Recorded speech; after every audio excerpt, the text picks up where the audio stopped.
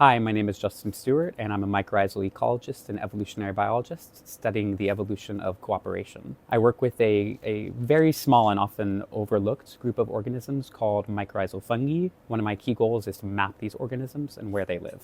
Fungi play an ancient role in human society. So there's many different types. There's the ones that help your bread rise, and then there's fungi that we eat, that we physically harvest from the earth. But the group of fungi I'm interested in are called arbuscular mycorrhizal fungi. They're incredibly small, and they don't make mushrooms, but they live in symbiosis with almost every plant on earth.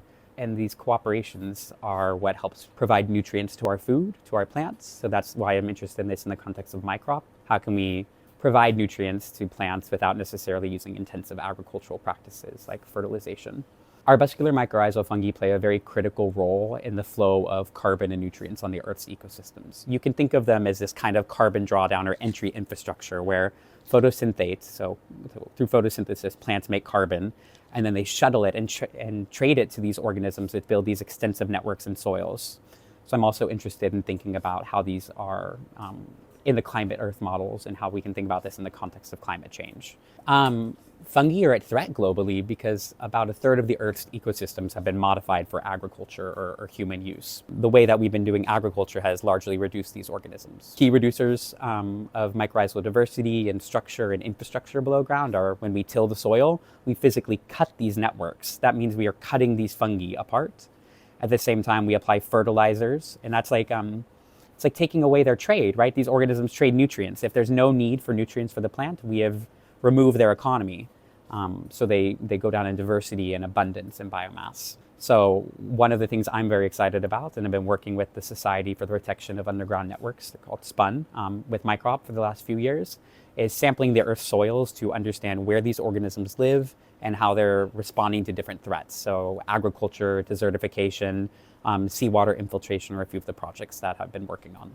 One of the areas where I'm most concerned is the tropics. That's because this is an area of the Earth where they disproportionately contribute to the Earth's biodiversity. So I went to Ecuador and I recreated Alexander von Humboldt, his expedition, where he went through the tropics, and what he was doing was he made what he called these botanical geographies, where he climbed up mountains. As he went up them, he was mapping the diversity of the plants and animals above ground. 200 years later, I had to go back, and I was working with a team of people at the University of Quito. The fieldwork for this was very complex. Together with the team there, we dug over 2,000 holes across these different ecosystems. So we did the Amazon, the Andes, and the Galapagos, and then the coastal region. It was very, very difficult, and obviously in the Amazon it's very hot. And then when you're on the top of these mountains in the Andes, you can't get enough oxygen. You run out of breath. So once I fainted while digging one of these holes. And by sampling these soils, we were able to look at the DNA of these organisms and create high-resolution maps of what's living there. The data we're getting in this is really exciting because we can work on making global predictive maps. I actually have one behind us here. This is a global predictive map of Ecuador. So this is Manta. This is a coastal region with very high biodiversity. And then you have the Andes here where it goes lower and then high again at the high peaks, and then low diversity as you get into the Amazon. It's very rewarding because this is the only time we could do this. We now can use satellite information to tell you about the climate, and at the same time you can use AI algorithms and DNA to disentangle the actual, we call it biogeography, so the distribution of organisms through space.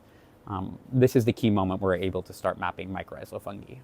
My goal is to figure out not only their biodiversity, but move on to figure out what is their physical infrastructure, because ultimately the contribution of these organisms to any soil, to any ecosystem, is their distribution. So what species are living there, but also how long are their networks, how thick are their networks, what is their volume, how many spores they have.